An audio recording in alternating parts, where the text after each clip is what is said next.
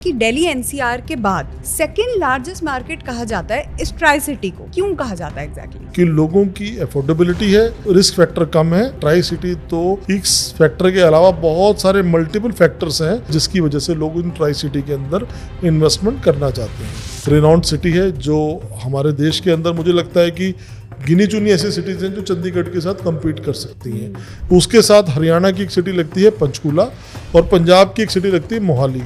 ये तीनों सिटीज मिलके अपने आप में ट्राई सिटी बनाती हैं। जो लोग हिमाचल में रहते हैं, जो पंजाब के अदर सिटीज में रहते हैं, जो हरियाणा के अंदर रहते हैं, आज अगर उनको दिल्ली एनसीआर में जॉब करने के लिए आना पड़े तो उनको जॉब अपॉर्चुनिटीज तो ज़्यादा हैं, पर यहाँ की जो लिविंग कॉस्ट है वो बहुत ज़्यादा है। जो डीएलएफ है उसका पर्टिकुलर प्रोजेक्ट पंचकूला के अंदर है। पंचकूला की सबसे प्राइम लोकेशन के ऊपर वो प्रोजेक्ट है। वहां से आप पूरे का पूरा हिमाचल का, शिमला के जितने भी पहाड़ हैं, वैलीज, व्यू, पूरा व्यू वहां से नजर आता है।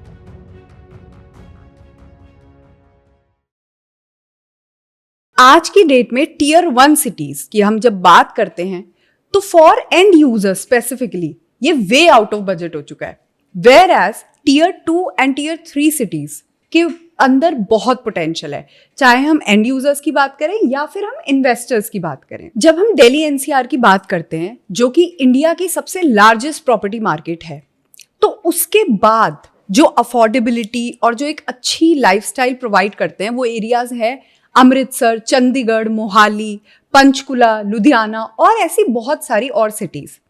तो आज हम जानेंगे एक ऐसे कॉम्बिनेशन के बारे में जिसको हम ट्राई सिटी भी कहते हैं, जो कि है चंडीगढ़, पंचकुला एंड मोहाली। हम जानेंगे, हमारे साथ है मिस्टर मनीष भाटिया, उनसे कि क्यों एग्जैक्टली ये कॉम्बिनेशन, ये ट्राई सिटी हमारे इन्वेस्टर्स और एंड यूजर्स के लिए प्रॉफिटेबल रहेगा। So welcome to our podcast sir. Thank you. कैसे हैं सर आप? बहुत बढ़िया, आप बताएं। सर बिल्कुल अच्छी हूँ। अच्छा सर, एक चीज़ है, एक बहुत रिनाउंड फैक्ट है कि दिल्ली एनसीआर के बाद जिसको लार्जेस्ट मार्केट, जैसा कि मैंने अभी कहा, सेकेंड लार्जेस्ट मार्केट कहा जाता है इस ट्राई सिटी को।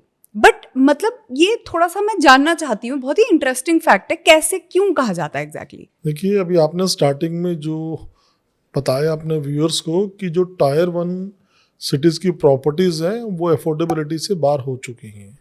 इसको मैं थोड़ा सा करेक्शन करना चाहूँगा कि जो व्यक्ति या जो पर्सन जिस सिटी में रहता है, जिस सिटी में उसका बिजनेस है, जिस सिटी में उसकी जॉब है, तो फर्स्ट प्रॉपर्टी की इन्वेस्टमेंट तो वो उसी सिटी में ही करता है अपने एंड यूज के लिए या सेल्फ यूज के लिए। उसके बाद जो भी उसकी डिस्पोजेबल इनकम होती है, जो सेविंग्स होती हैं, उसको वो अलग अलग तरीके से इन्वेस्टमेंट ऑप्शंस को एक्सप्लोर करता है, जिसमें आज की डेट में लोगों के लिए ल्यूक्रेटिव ऑफर नजर आती है रियल एस्टेट के अंदर।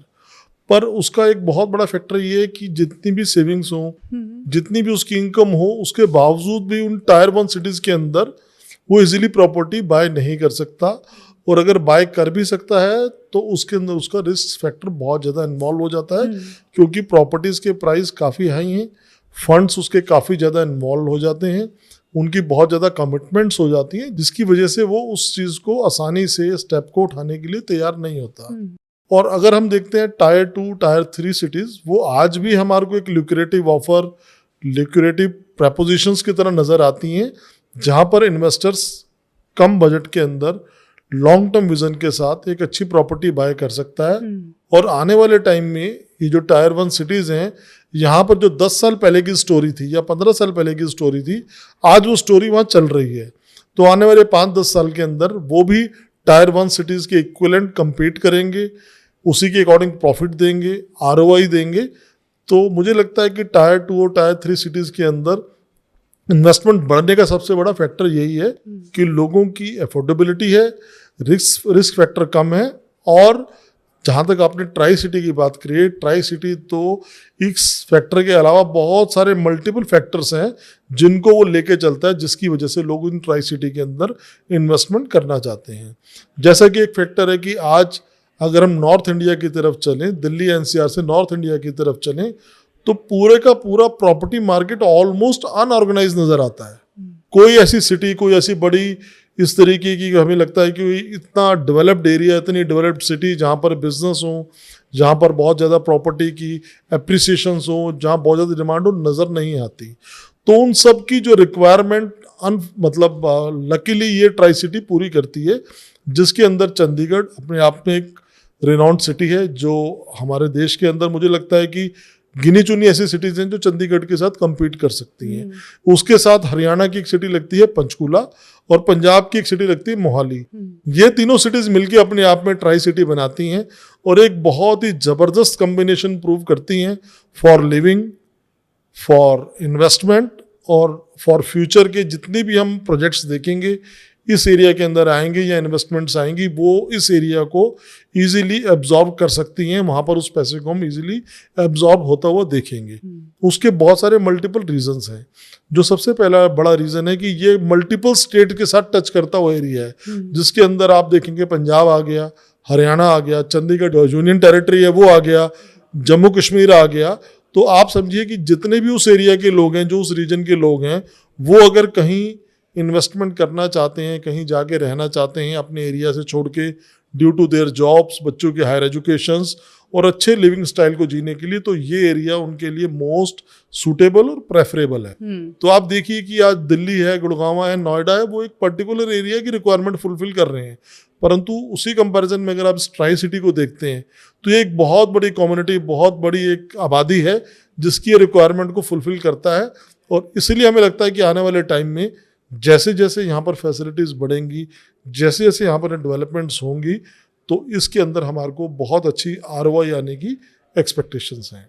डेफिनेटली सर, ये मुझे भी लगता है। मैंने भी अभी ट्राई सिटी के बारे में सर, इस पॉडकास्ट से पहले मैं वही रिसर्च कर रही थी जब टॉपिक आया था मेरे पास, तो मेरे को काफ़ी इसके बारे में इंटरेस्टिंग फैक्ट्स पता चले कि दिल्ली NCR के बाद ये सेकंड लार्जेस्ट मार्केट है। हमारे जो बॉलीवुड एक्टर्स हैं, जो हमारे NRIs हैं, सिंगर्स हैं, पंजाबी सिंगर्स स्पेशली हम बात करें, सब मैंने यूट्यूब में देखा है, इंस्टाग्राम में देखा है कि चंडीगढ़ में आए दिन वो लोग रहते हैं, लोग उनको ऑटोग्राफ्स ले रहे होते हैं। तो ये चीज़ें मुझे अब जाके ये पता लगी है, which is a very interesting fact कि अच्छा, तो जैसे तभी मेरे को ये क्यूरियोसिटी थी जानने की क्यों सेकेंड लार्जेस्ट मार्केट इसे कहा जाता है। तो सर जैसे आपने बताया कि आगे इसमें बहुत ज़्यादा पोटेंशियल है, तो मैं सर ये जानना चाहूँगी क्या एग्जैक्टली इसमें ऐसा डेवलपमेंट्स हुए हैं या क्या इसका फ्यूचर है हमारे रियल एस्टेट में? देखिए, इसके मल्टीपल फैक्टर्स हैं जो इस चीज़ की रेलिवेंसी को प्रूव करते हैं। जो कुछ वन ऑफ द फैक्टर्स मैं आपके साथ शेयर कर सकता हूँ, जैसे कि चंडीगढ़ के अंदर इंटरनेशनल एयरपोर्ट होना, वो एक अपने आप में बहुत बड़ा फैक्टर है जो उस एरिया के लिए एक, मुझे लगता है कि कुछ ना कुछ एडवांटेज क्रिएट करता है कि जितने भी हमारे NRIs हैं, जितने भी हमारे HNI क्लाइंट्स हैं, जितने भी HNI इन्वेस्टर्स हैं, उनको आज की डेट में इंटरनेशनल एयरपोर्ट की रिक्वायरमेंट रहती है, जो अपने आप में ये ट्राई सिटी के अंदर जो चंडीगढ़, मोहाली और पंचकूला का जो कॉमन एयरपोर्ट है वो उस रिक्वायरमेंट को फुलफिल करता है। वहां से आप डायरेक्टली इंटरनेशनल फ्लाइट्स को ले सकते हैं और देश के बाकी हिस्सों से भी वो बहुत अच्छी कनेक्टिविटी उस एयरपोर्ट से है। तो अल्टीमेटली वो एक बहुत बड़ा रीज़न है। दिल्ली के साथ जो रोड नेटवर्क है, हिमाचल के साथ जो नेटवर्क है इसका, आपका जम्मू कश्मीर के साथ जो नेटवर्क है इसका रोड नेटवर्क, वो अपने आप में मुझे लगता है कि कई सेंचुरीज से, अगर हम GT रोड की बात करते हैं तो GT रोड कितनी सेंचुरीज से इस देश की, जिसे कहते हैं ना, एक मेन कनेक्टिविटी रोड है, तो उस GT रोड के ऊपर ही सारा एरिया डेवलप हुआ है। तो उसी के सराउंडिंग में सारा एरिया डेवलप हुआ है। आज अगर हम चंडीगढ़ की बात करते हैं, चंडीगढ़ के अंदर जो भी वहाँ की अथॉरिटीज़ है, जो भी एडमिनिस्ट्रेशन है, उन्होंने उस सिटी का कल्चर, उस सिटी का एनवायरनमेंट, उस सिटी का जो एक डिसिप्लिन है, वो आज तक मेंटेन किया हुआ है, जो हमारे देश की आज़ादी से पहले था। आज भी लगभग वैसा ही वहाँ मेंटेन किया हुआ, तभी लोगों को पसंद आता है। यही वहाँ पर बेतरतीब इमारतें बनने लग जाएं, बिल्डिंगें ऊंची ऊंची बनने लग जाएं, सड़कों के ऊपर इंक्रोचमेंट हो जाए, कहीं भी कमर्शियल एक्टिविटीज़ होने लग जाएं, तो वो सिटी भी अपनी जो एक, जिसे कहते हैं ना, एक ब्यूटी को खो देगी। तो वो ब्यूटी एक ऐसी ब्यूटी है जो आपने बताया, पॉप सिंगर्स हो गए, पंजाबी फिल्म इंडस्ट्री हो गई, इवन बॉलीवुड के भी बहुत सारे एक्टर्स हैं जो इस तरीके की सिटी के अंदर अपने कहीं ना कहीं हॉलिडे होम, सेकंड होम के रूप में इस सिटी को यूज़ करते हैं। और ये सिटी अपने आप में आने वाले टाइम के अंदर जिस तरीके से डेवलप हो रही है, जिस तरीके से आसपास बड़ी बड़ी इंडस्ट्रीज लग रही हैं, तो मुझे लगता है कि आने वाले टाइम में एक बहुत बड़ा कमर्शियल हब, एक इंडस्ट्रियल हब और एक कमर्शियल एक्टिविटी के हिसाब से, जैसे आज हम बेंगलोर, हैदराबाद या मुंबई को देखते हैं, आने वाले टाइम में ये ट्राई सिटी उसी तरीके की एक शेप अप होकर हमारे सामने आएगी। और उसी रेशो में वहाँ पर प्रॉपर्टीज़ की डिमांड बढ़ेगी, रियल एस्टेट सेक्टर बूम करेगा, और जो आज हम एक्सपेक्ट करते हैं कि हम वहाँ इन्वेस्टमेंट कर रहे हैं, वो मल्टीपल वे में हमें उसकी रिटर्न मिलने की पूरी प्रोबेबिलिटीज हैं। सर लेकिन ना अब मेरे दिमाग में एक क्वेश्चन और आता है यहाँ पे कि जो दिल्ली में हम जब बात करते हैं, जैसे नोएडा हो गया, चाहे गुड़गांव हो गया या दिल्ली हो गया, अब यहाँ पे क्या है कि हॉस्पिटल है, कुछ हो ना हो, क्लिनिक, लोकल क्लिनिक्स, हॉस्पिटल्स तो इंसान को चाहिए ही चाहिए होता है, ग्रॉसरी जो एसेंशियल्स हमें रोज़ के लेने होते हैं। तो अब यहाँ पे तो ये है कि घर के, सोसाइटी के अंदर ही खुले हुए हैं, आप वहाँ जाएंगे, गुड़गांव में जाएंगे, 5-5 मिनट की दूरी पे सब कुछ आपको मिल जाएगा इन तीनों सिटीज़। लेकिन सर जब हम बात करते हैं चंडीगढ़ की, पंचकुला या मोहाली की, तो मतलब एक तो यहाँ पे क्या है सर, चंडीगढ़ की स्पेसिफिकली अगर मैं बात करूँ तो कोठी कल्चर ज़्यादा है। अब वहाँ पे क्या है कि उतना ज़्यादा डेवलपमेंट मुझे लगता है कि as compared to Delhi NCR में जो हमें मिलता है वो नहीं है। तो उसके रिगार्ड में सर मैं जानना चाहती हूँ। देखिए, जहाँ तक चंडीगढ़ की आपने बात करी, मेरी जो नॉलेज कहती है चंडीगढ़ के अंदर जो मेजरली रहते हैं लोग, वो लोग हैं जो वहाँ के एडमिनिस्ट्रेशन में काम करते हैं, जो जॉब्स करने वाली कम्युनिटी ज़्यादा रहती है, वो लोग वैसे ही बाय नेचर डिसिप्लिन होते हैं और उन्होंने वो कल्चर एक्सेप्ट किया हुआ है कि इस पर्टिकुलर सेक्टर की मार्केट में जाना है, वहाँ से शॉपिंग करनी है, इस जगह से खाना है, इस जगह से सामान लाना है। वो उस कल्चर के लोग हैं, वो जो स्पेसिफिक हैं, जिन्होंने जहाँ से जो चीज़ बाय करनी है वो बाय करनी है। और जहाँ तक डेली नीड्स की बात है, ग्रॉसरी की बात है, तो मुझे लगता है कि ब्लिंकिट, ज़ेप्टो, बिग बास्केट, ये सारी फैसिलिटीज़ पूरे देश के अंदर बूम कर रही हैं। तो वो मैटर ही नहीं करता।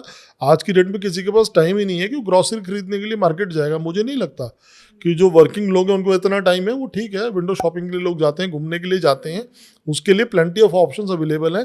परंतु ये जो डेली नीड्स की रिक्वायरमेंट है ये इजीली फुलफिल होती है। वहाँ भी मार्केट्स हैं, अलग अलग सेक्टर में मार्केट्स हैं। पंचकूला के अंदर बहुत अच्छी मार्केट्स हैं, मोहाली के अंदर बहुत अच्छी मार्केट्स हैं। मोहाली में जो आप अगर एयरपोर्ट रोड के ऊपर जाते हो तो एयरपोर्ट रोड आज की डेट में इस तरीके से लगती है जैसे 10 साल पहले हम गुड़गांव की गोल्फ कोर्स रोड को देखते थे कि बड़ी बड़ी बिल्डिंग्स बन रही थी, छोटी छोटी सड़कें थी, नज़दीक एयरपोर्ट था। तो उसी तरह की आपको वहाँ जाके फीलिंग आती है। तो कहने का मतलब ये है कि वो अपने आप में एक बहुत बड़ा, जैसे कहते हैं ना, एक टाउनशिप कह लो या एक बहुत बड़ा एरिया ऐसा डेवलप हो रहा है जिसको कोठी में रहना, उसके लिए प्लेंटी ऑफ ऑप्शंस अवेलेबल हैं। मोहाली और पंचकूला के अंदर आप अपार्टमेंट्स कल्चर को देख सकते हो, कोठीज हैं, विलाज हैं, इंडस्ट्रियल लैंड है, इंस्टीट्यूशनल लैंड्स हैं। अपनी आप भी आपने हॉस्पिटल की बात करी तो पीजीआई चंडीगढ़ अपने आप में एक बहुत बड़ा हॉस्पिटल है, जो रिनाउंड हॉस्पिटल है, जहाँ पर लोग अलग अलग देश के अलग अलग कोनों से इलाज कराने आते हैं। फोर्टिस हॉस्पिटल वहाँ पर अवेलेबल है। इस तरीके की private nursing homes, hospitals, plenty of options there are available. There is no, I think, any shortage of this kind of civic facilities in these areas. Okay, and sir what about, जैसे अगर हम infra की बात करते हैं तो infra कितना developed है? बेसिक एजुकेशन, कॉलेजेस हो गए, ये मैं थोड़ा सा जानना चाहती हूँ सर। देखिए, चंडीगढ़ यूनिवर्सिटी अपने आप में एक बहुत बड़ी फेमस यूनिवर्सिटी है, एमआईटी का कैंपस है, और प्राइवेट यूनिवर्सिटीज़ वहाँ आसपास काफ़ी यूनिवर्सिटीज़ बन गई हैं। और मुझे लगता है कि health, education, nature, connectivity, international airport, ये सारी रिक्वायरमेंट अपने आप में फुलफिल करती हैं या किसी को इंस्पायर करती है कि वो उस एरिया के अंदर जाके इन्वेस्टमेंट कर सकता है। क्यों? जब हम दिल्ली एनसीआर के अंदर देखते हैं किसी एरिया के अंदर अगर हम एक एक्स प्राइस के अंदर चीज लेते हैं तो वहां पर ये सब इंफ्रास्ट्रक्चर फ्यूचर में आएगा, फ्यूचर में बनेगा, फ्यूचर में उस चीज की लोग उस चीज का बेनिफिट उठाएंगे। परंतु यहाँ पर आज ये सारा इंफ्रास्ट्रक्चर एग्जिस्ट करता है कि आज अगर वहाँ कोई प्लॉट ले रहा है, आज वहाँ पर अगर कोई अपना अपार्टमेंट ले रहा है या इंडिपेंडेंट फ्लोर ले रहा है, बिल्डर फ्लोर ले रहा है, तो ये सारी सिविक्स जो फैसिलिटीज़ हैं ऑलरेडी में एग्जिस्ट करती हैं, बढ़िया से एंजॉय कर सकता है। और मुझे लगता है कि वहाँ का पानी, वहाँ की आबो हवा, वहाँ का खान पान, वहाँ का कल्चर, वहाँ की मौज मस्ती अपने आप में इंसान की जो लाइफ में ना उसको कहीं ना कहीं कलरफुल कर देती है। तो बहुत सारे फैक्टर हैं। आज की डेट में हम देखते हैं दिल्ली एनसीआर के अंदर जितने भी लोग पंजाबी कम्युनिटी कह लो या नॉर्थ इंडिया से बिलोंग करने वाले लोग हैं, वो रिटायरमेंट के लिए कसौली, चंडीगढ़, इसी पंचकूला, इसी एरिया के अंदर जाके अपना एक सेकंड होम बनाना चाहते हैं कि जब भी दिल्ली एनसीआर के अंदर पॉल्यूशन हो, कोई इस तरह के इश्यूज हो, तो वो अच्छा टाइम वहाँ स्पेंड करना चाहते हैं। ऑलरेडी लोगों ने वो प्रॉपर्टीज ले ली हैं। तो मुझे नहीं लगता कि इस तरह की कोई चैलेंजेस वहाँ पर है। सिर्फ यही है कि लोगों को माइंड मेकअप करना है कि उन्होंने गुड़गांव में पैसा लगाना है, उन्होंने नोएडा में पैसा लगाना है, या उन्होंने मुंबई में पैसा लगाना है, या उन्होंने इस ट्राई सिटी के अंदर पैसा लगाना है। ये उनकी कॉल है, अपनी रिसर्च कर सकते हैं। अच्छे अच्छे डेवलपर्स, अच्छे अच्छे प्रोजेक्ट, अच्छी अच्छी टाउनशिप यहाँ अवेलेबल है, और अच्छी रिटर्न आने के अगर आप डेटा के हिसाब से देखें तो आने वाले मुझे लगता है कि सालों में पैसा बहुत स्पीड से मल्टीप्लाई हो, पिछले 4 साल के अंदर जो रिटर्न ऑफ इन्वेस्टमेंट आया यहाँ पर अप्रॉक्सीमेटली 20% से लेके 25% आया इन्वेस्टमेंट के ऊपर। इतना तो दिल्ली एनसीआर में भी कहीं नहीं आया। तो आप समझिए कि वहाँ की जो प्राइस है आज भी काफ़ी हद तक रीजनेबल है, अफोर्डेबल है, और उसके अंदर इन्वेस्टमेंट करने का कोई ना कोई हमारा एक रीज़न है कि हम करेंगे तो उसकी अच्छी रिटर्न आने की प्रोबेबिलिटीज हमारे पास हैं। और हाँ sir, definitely I agree with you 100% कि ऐसा फ्यूचर में डेवलपमेंट के तो स्कोप है। इसके साथ साथ मैं एक चीज़ ऐड करना चाहती हूँ यहाँ पे कि जैसे मैं भी चंडीगढ़ गई हूँ सर, तो मुझे एक चीज़ बहुत अच्छी लगती है as compared to Delhi NCR locations. मतलब दिल्ली एनसीआर में भी मुझे नोएडा सबसे पसंद है अगर आप बाकी सिटीज़ की बात करें तो, पर चंडीगढ़ में इतनी स्ट्रैटेजिक प्लानिंग के साथ में सब कुछ, मतलब पूरा रियल एस्टेट वहाँ का डेवलपमेंट हो रखी है, चाहे कोठी कल्चर है बट इतने प्यारे तरीके से वहाँ पे मतलब पूरा रेजिडेंशियल डेवलप है, वहाँ पे ग्रीनरी बहुत ज़्यादा है, एक तो ग्रीनरी बहुत ज़्यादा है वहाँ पे, मतलब घूमने की भी बहुत अच्छी एलीट लोकेशंस हैं, तो ये चीज़ तो सर मैं भी मानूंगी। इसके साथ सर एक चीज़ है कि कमर्शियल जो है, कमर्शियल का मैं थोड़ा आपसे जानना चाहती हूँ कि जो लोग जॉब करना चाहते हैं वहाँ पे, दिल्ली एनसीआर तो सभी जानते हैं कि लोग दूर दूर से दिल्ली एनसीआर में इन्वेस्ट करते हैं, बाहरी कंट्रीज से लोग यहाँ पे आते हैं, लोगों को मतलब एक अगर हम डीएलएफ की बात करें, डीएलएफ साइबर सिटी, तो वो तो अपने में ही एक पूरी इंटरनेशनल कम्युनिटी लगता है और वहाँ पे लोग बहुत दूर दूर से आते हैं जॉब्स करने। लेकिन सर अगर किसी को चंडीगढ़ जाना हो, अगर हम अफोर्डेबिलिटी का देखते हैं फैक्टर, वहाँ पे रह के जॉब करनी हो तो उसका कितना स्कोप है? देखिए, जॉब की प्लेंटी ऑफ अपॉर्चुनिटीज़ वहाँ अवेलेबल है, ऐसा नहीं कि जॉब की अपॉर्चुनिटीज़ वहाँ कम है।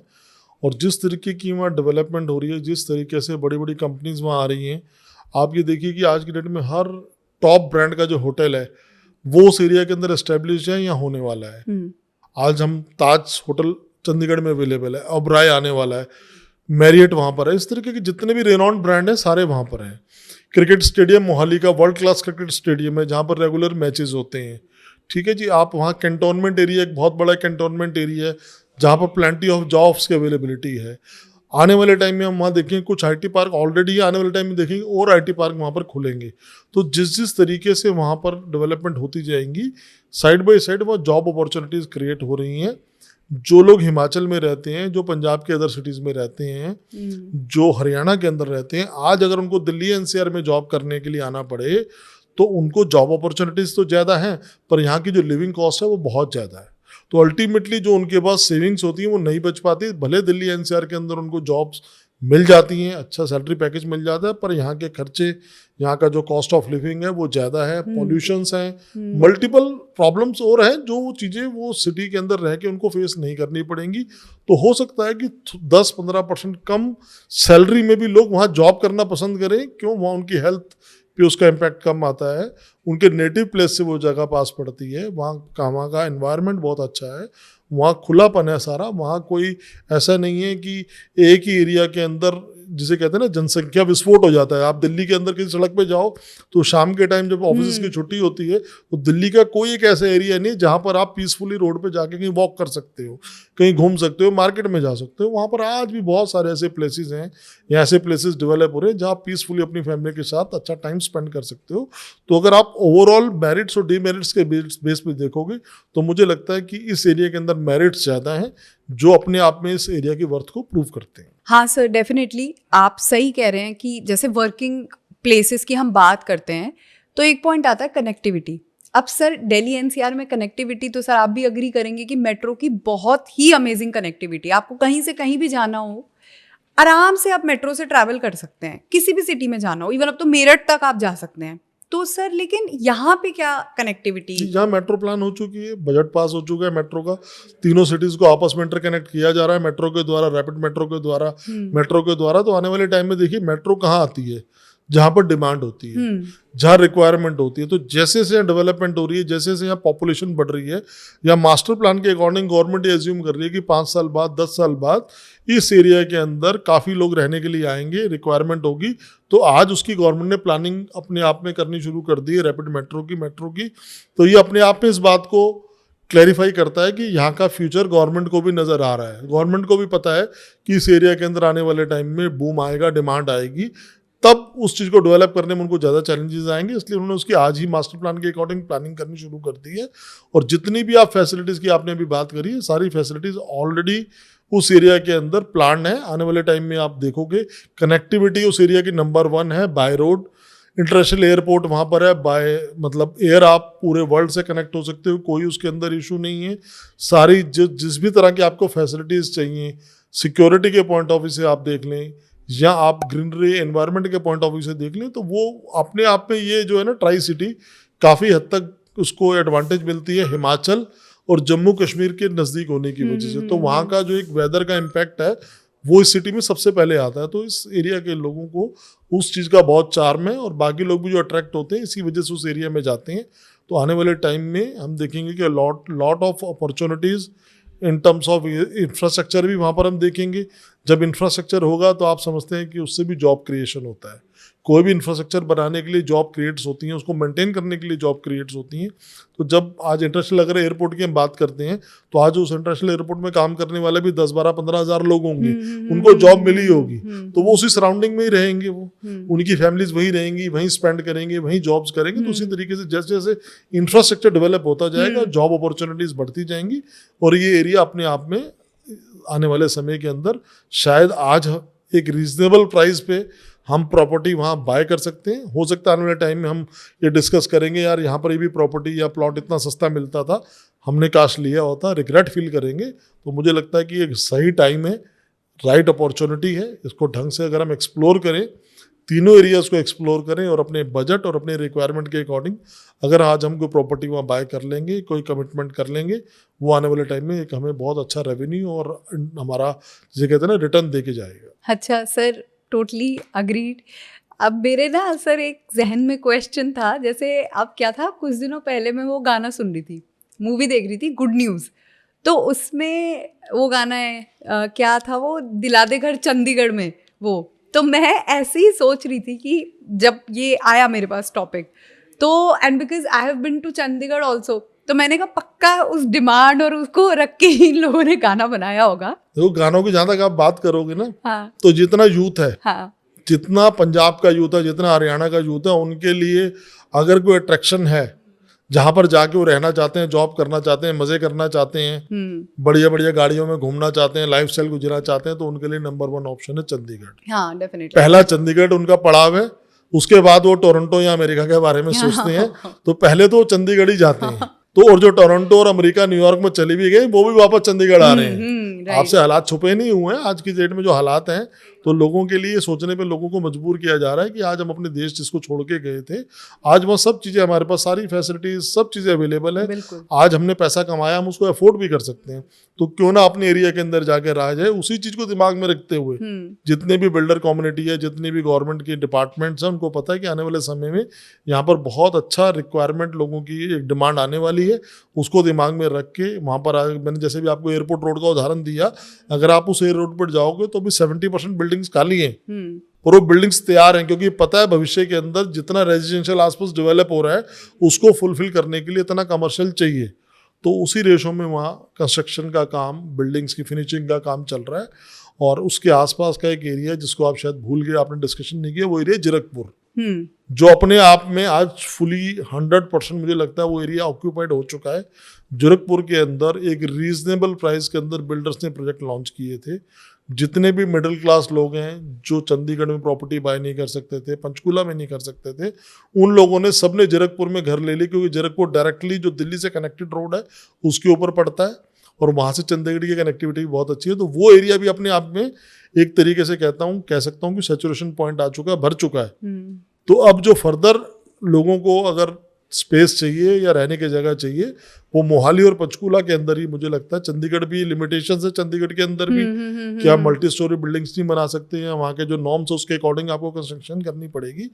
तो अल्टीमेटली इस एरिया की जितनी भी डिमांड है वो यहाँ तो आपका मोहाली पूरी करेगा या पंचकूला पूरी करेगा, और आपके लिए पास दोनों जगह इन्वेस्टमेंट के लिए बहुत सारी ऑप्शंस अवेलेबल हैं। अच्छा सर, जैसे अब अपार्टमेंट्स का हम दिल्ली एनसीआर में तो देखते ही हैं कि अपार्टमेंट कल्चर बहुत ज़्यादा चल रहा है, और देखा जाए जो एनालिसिस निकला था कि लोगों की स्पेसिफिकली 3 BHK के लिए प्रेफरेंस बहुत ज़्यादा इंक्लाइंड है लोग, क्योंकि सबकी न्यूक्लियर फैमिलीज अब ज़्यादा हमें देखने को मिलती है रादर देन जॉइंट फैमिलीज। तो सर अब चंडीगढ़ में क्योंकि कोठी कल्चर ज़्यादा है, तो सर अपार्टमेंट में अगर किसी को जाना हो, अपार्टमेंट एक लाइफ चाहिए हो, तो वो इन तीनों सिटीज से सबसे बेस्ट कहाँ है? देखो, सबसे ज़्यादा अपार्टमेंट की अगर हम बात करें तो इस समय जो डेवलपमेंट हो रही है मोहाली के अंदर हो रही है, क्योंकि वहाँ लैंड भी ज़्यादा अवेलेबल है। वहाँ पर आज आप अगर हम देखेंगे तो वहाँ का एक बड़ा प्रोमिनेंट और नामी बिल्डर है जीएलपीएल ने बहुत सारे वहाँ पर इंडस्ट्रियल प्लॉट, रेजिडेंशियल प्लॉट्स और ग्रुप हाउसिंग वहाँ लॉन्च करी हुई, जिसमें कि उनके ऑलरेडी एग्जिस्टिंग प्रोजेक्ट है और उसी के अंदर नए कुछ प्रोजेक्ट लॉन्च हुए, जिसमें लोग आज 12,000 से लेके 13,000 14,000 स्क्वायर फीट पर स्क्वायर फीट के अंदर प्रॉपर्टी बाय कर सकते हैं। यूनिट ग्रुप का वहाँ प्रोजेक्ट है, एमआर दुबई का वहाँ प्रोजेक्ट है। अगर हम पंचकूला की बात करें तो डीएलएफ का पंचकूला के अंदर प्रोजेक्ट है। तो जितने सारे रेनॉन बिल्डर हैं सब वहाँ अवेलेबल है और आने वाले टाइम में इसी तरीके से नए नए प्रोजेक्ट्स, नई नई ग्रुप हाउसिंग का कल्चर वहाँ बढ़ते हुए देखेंगे। क्योंकि आज की डेट में कोठी में भी अगर आप रहते हो तो आप कहीं ना कहीं कम्युनिटी लिविंग को मिस करते हो। आपको क्लब की रिक्वायरमेंट है, आपको मेंटेनेंस की रिक्वायरमेंट है, आपको स्पोर्ट्स एक्टिविटीज़ की रिक्वायरमेंट है, जिसके लिए आपको डिफरेंट तरीके से उनको पूरा करना पड़ता है। पर अगर आप एक अच्छी ग्रुप हाउसिंग के अंदर रहते हो तो सब विद इन सोसाइटी आपको सारी फैसिलिटीज़ मिलती हैं, सिक्योरिटी मिलती है, आपको मेंटेनेंस बढ़िया मिलती है। तो उसी वजह से वहाँ पर धीरे धीरे अब लोग ग्रुप हाउसिंग की तरफ इंक्लाइन हो रहे हैं, उसकी डिमांड आ रही है। प्लस जितने भी एनआरआई फॉरेन से आके वहाँ पर अगर अपना कोई घर खरीदना चाहते हैं, इन्वेस्टमेंट करना चाहते हैं, तो उनकी भी प्रेफरेंस एक अपार्टमेंट है, ग्रुप हाउसिंग का अपार्टमेंट है, जिसमें वो आगे रह सकें, जो उनकी एब्सेंस में मेंटेन रहे, जहाँ पर सिक्योरिटी का कोई इशू ना हो। तो ये सारे फैक्टर मिलके वहाँ पर ग्रुप हाउसिंग का या अपार्टमेंट्स के कल्चर की जो है ना डिमांड को बढ़ा रहे हैं। उसी तरह के प्रोजेक्ट हम आने वाले टाइम में वहाँ पर देखेंगे। कुछ साल पहले तक वहाँ प्लॉट्स का बहुत कल्चर था, लोगों में कोठी बनाने की एक वो थी, जब पंजाबियों का एक वो था कोठी होनी चाहिए। कोठियाँ भी हैं लोगों की, आज भी बनाते हैं कोठी। पर फिर भी हम देखेंगे कि धीरे धीरे, जैसे अभी आपने बॉलीवुड सिंगर्स की, पंजाबी सिंगर्स की बात करी, वो 3 महीने मुंबई हैं, 2 महीने यूएस हैं, कनाडा हैं, यूके हैं, तो 4 महीने के लिए चंडीगढ़ है। तो वो आज की डेट में उनके लिए बहुत बड़ा चैलेंज है कोठी बना के डाल देना और उसको मेंटेन करना बहुत टफ है और कोई लॉजिकल नहीं लगता। इसके बढ़िया वो कहते हैं बढ़िया अपार्टमेंट हो, सिक्योरिटी रहेगी हमारे को, जब हम जाएं हमें वेल मेंटेन मिले, हम उसको आगे यूज़ कर सकते हैं। तो इस तरह की बहुत सारी कम्युनिटीज़ हैं जो धीरे धीरे अगर अपने पैरामीटर्स पे कंपैरिजन करती हैं तो कोठी के कंपैरिजन में वो अपार्टमेंट को ज़्यादा लॉजिकल पाते हैं। इन टर्म्स ऑफ इन्वेस्टमेंट के पॉइंट ऑफ व्यू से भी कोठी के अंदर पहले प्लॉट खरीदना, उसकी कंस्ट्रक्शन करना, उसकी मेंटेनेंस करना, कंपैरेटिवली अपार्टमेंट के अंदर वो कॉस्ट कम आती है, तो लोग उसकी तरफ ज़्यादा इंक्लाइन है। सर जैसे अपार्टमेंट्स की बात हुई अभी, एंड काफ़ी अच्छी इन्फॉर्मेशन आपने दी है, नई इन्फॉर्मेशन दी है, विच स्ट्राइक मी कि जो जेएलपीएल और डीएलएफ की आपने बात करी, सर वो थोड़ा सा अगर आप डिटेल में बता दें हमारे व्यूअर्स के लिए, तो ये काफ़ी बेनिफिशियल होगा उनके लिए। देखिए, 2 डेवलपर्स का आपने पूछा। जो डीएलएफ है उसका पर्टिकुलर प्रोजेक्ट पंचकूला के अंदर है। पंचकूला की सबसे प्राइम लोकेशन के ऊपर वो प्रोजेक्ट है। उसका फेस 1 डिलीवर्ड है, जहाँ पर लोग रह रहे हैं। वहाँ से आप पूरे का पूरा हिमाचल का, शिमला की जितनी भी पहाड़ हैं, वैलीज, व्यू, पूरा व्यू वहाँ से नजर आता है। बहुत ही स्ट्रेटेजिक लोकेशन पे है। वो प्रोजेक्ट के अंदर क्लब ऑपरेशनल है। उस प्रोजेक्ट के अंदर डीएलएफ ने इंडिपेंडेंट फ्लोर्स बेची थी। अभी कुछ टाइम पहले कुछ उसके अंदर फेज 2 लेके आए थे। उसके इंडिपेंडेंट फ्लोर वहाँ पर अंडर कंस्ट्रक्शन है। ग्राउंड प्लस 4 फ्लोर्स हैं उसके अंदर, और 3 बेडरूम और 4 बेडरूम्स की फ्लोर्स हैं, जिसके अंदर मैक्सिमम एनआरआईज ने दिल्ली एनसीआर से काफ़ी लोगों ने वहाँ पर अपनी प्रॉपर्टी बाय करी है। और जो मुझे लगता है कि आने वाले टाइम में उनको लगता है कि वो वहाँ जाके रहेंगे, क्योंकि उसकी लोकेशन, उसकी जो पोजीशनिंग है, उसका जो व्यू है और जो डेवलपर की रेपुटेशन है, वो सारी चीज़ें अपने आप में उस एरिया को बहुत प्रीमियम बना देती हैं। और उसकी कनेक्टिविटी भी बहुत बढ़िया कनेक्टिविटी है, क्योंकि जब हम पंचकूला से शिमला की तरफ जाते हैं तो राइट साइड में शिमला वाली रोड पे जब हम चलना शुरू करते हैं परवाणु की तरफ, तो राइट साइड पे एक बहुत बड़ा प्रोजेक्ट डीएलएफ का एग्जिस्ट करता है। उसी के अंदर उसका फेज 2 आ रहा है। तो उसके आसपास की सराउंडिंग बहुत बढ़िया है। अगर हम जेएलपीएल की बात करते हैं तो ये जेएलपीएल का फैल्कॉन के नाम से एक प्रोजेक्ट है। लगभग 24 एकड़ की वो साइट है, जिसके अंदर ग्राउंड प्लस 14 या 15 स्टोरी के टावर्स हैं, जिसके अंदर कुछ टावर्स ऑलरेडी कंस्ट्रक्शन उन्होंने कर दिया है जहाँ पर लोग रह रहे हैं, कुछ अंडर कंस्ट्रक्शन है, और कुछ 2 या 3 टावर इन फ्यूचर आएंगे। तो अल्टीमेटली वो भी है तो ग्रुप हाउसिंग का, पर एक बहुत बड़ी ग्रुप हाउसिंग है, क्योंकि 24-25 एकड़ की ग्रुप हाउसिंग नॉर्मली हमें देखने को नहीं मिलती है। और उसकी भी बहुत बढ़िया लोकेशन है, बिल्कुल एयरपोर्ट के ऊपर उसकी लोकेशन है। उस लोकेशन के आसपास की जो सारी फैसिलिटीज हैं वो 5 मिनट की ड्राइव के अंदर सारी फैसिलिटीज आपको मिल जाती हैं वहाँ पर। चाहे आपको एयरपोर्ट जाना हो, आपने होटल में जाना हो, आपने रेस्टोरेंट जाना हो, आपने शॉपिंग करने जाना हो, आपने अपने वर्किंग प्लेस पे जाना हो, अगर आप इंडस्ट्री चलाते हैं तो उस एरिया के अंदर जाना हो। दूसरा जो सबसे बड़ा मल्टीपल इस एरिया को डेवलप होने के पीछे वजह बनाता है, वो बनाता है हिमाचल के अंदर जो हमारी हम देखते हैं इंडस्ट्रीज चल रही हैं। बद्दी के अंदर बहुत सारी इंडस्ट्रीज चल रही हैं, कालेआम में बहुत सारी इंडस्ट्री चल रही है। इस तरह के बहुत सारे इंडस्ट्रियल हब बने हुए हैं जहाँ पर लोगों ने अपने प्रोजेक्ट प्लांट लगाए हुए हैं, पर वो एरिया आज की डेट में उस तरीके से रहने के लिए इतने अट्रैक्टिव या इतने डेवलप नहीं है। तो उनकी जो टॉप मैनेजमेंट है या जो उनके ऑनर हैं, जो प्रमोटर्स हैं, वो चंडीगढ़ या मोहाली के अंदर रह के उस एरिया के अंदर से रोज अप डाउन करके बढ़िया तरीके से उस इंडस्ट्रीज को भी चला रहे हैं। तो ये JLPL का प्रोजेक्ट हो गया, यूनिटी का प्रोजेक्ट हो गया, हीरो होम्स का प्रोजेक्ट हो गया, ये तीनों बढ़िया डेवलपर्स हैं, तीनों के प्रोजेक्ट वहाँ पर डेवलप्ड है। और मुझे लगता है कि 3-4 बेडरूम के लिए वहाँ पर आज की डेट में अच्छी खासी डिमांड है, और जिसके अंदर आप अपनी मेरिट्स पे तीनों चारों प्रोजेक्ट्स को कंपेयर करके आपके बजट, लोकेशन और डेवलपर की एक रेपुटेशन के हिसाब से आप फाइनलाइज कर सकते हैं। इक्वली गुड है, तीनों इक्वली गुड है। सर एक बहुत ही इंटरेस्टिंग क्वेश्चन है, मतलब मेरे अकॉर्डिंग तो, कि जो हमारे रिटायर्ड IAS, IPS एंड जो हमारे डिफेंस पर्सनल, जो हमारे आर्मी पर्सनल हैं, वो क्यों ट्राई सिटी को प्रेफर करते हैं? नहीं, वो तो जो आप IPS IAS बता रहे हैं वो तो जहाँ उनकी जॉब की पोस्टिंग है उसके बाद करेंगे। आई थिंक आप ये कहना चाहते हो कि आफ्टर रिटायरमेंट वो जाके क्यों रहना चाहते हैं। हाँ, तो ये आपका क्वेश्चन है कि आफ्टर रिटायरमेंट। तो देखिए अपने आप में आप समझ लीजिए कि जो देश की क्रीम है, जो देश के टॉप ब्यूरोक्रेट्स हैं, जो टॉप लेवल के जिसे कहते हैं गवर्नमेंट सर्वेंट है, वो ये समझते हैं कि ये area in terms of infrastructure, in terms connectivity, in terms of आपकी जो वहाँ का एनवायरनमेंट है, नेचर है, डिसिप्लिन है, उसके हिसाब से भीड़ भाड़ से थोड़ा अभी भी बचा हुआ है। उस हिसाब से उनको लगता है खुलापन है वहाँ पर। तो उस खाने के अंदर जैसे मैंने आपको बताया काफ़ी प्योरिटी है, पानी के अंदर काफ़ी प्योरिटी है। तो ओवरऑल जितनी मेरिट्स पे उनको देखते हैं, उनकी तो देखिए जर्नी, जिन लोगों का आप नाम ले रहे हैं उनकी जर्नी पूरी कंट्री के अंदर होती है, देश के अलग अलग कोने में जाते हैं, हालांकि विदेशों में भी जाते हैं। तो आप समझ लीजिए कि वो सब घूमने के बाद दुनिया जो अपनी लास्ट जो जिसे कहते हैं ना टेन्योर लाइफ का, वो इस एरिया में बिताना चाहते हैं। तो इस एरिया की जो हवा में, इस एरिया की मिट्टी में कुछ तो ऐसी बात है जो लोगों को अपनी तरफ खींचती है। तो मुझे लगता है आपके व्यूअर्स को भी आज के पॉडकास्ट के बाद सोचने पे मजबूर करेगी कि वो अपनी इन्वेस्टमेंट के लिए या अपनी फ्यूचर की जो लाइफ है वो उस एरिया में किस तरीके से बिता के उसको एंजॉय कर सकते हैं।